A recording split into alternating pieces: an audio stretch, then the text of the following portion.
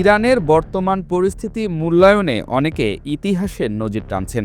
১৯৭৯ সালে শাহ মোহাম্মদ রেজা পাহলভির পতনের সময়ও দেশজুড়ে এই ধরনের গণ অসন্তোষ দেখা গিয়েছিল, যা শেষ পর্যন্ত ইরানি বিপ্লবের জন্ম দেয়।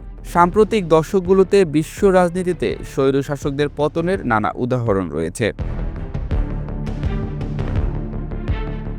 ২০১১ সালের আরব বসন্তে মিশর, তিউনিসিয়া, লিবিয়ায় শাসক গোষ্ঠী জনরোষে ক্ষমতা হারিয়েছে।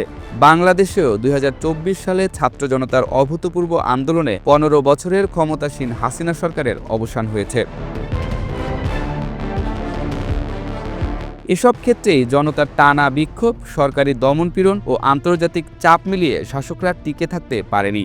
তবে ইরানের ক্ষেত্রে পরিস্থিতি কিছুটা আলাদা ও আরও জটিল।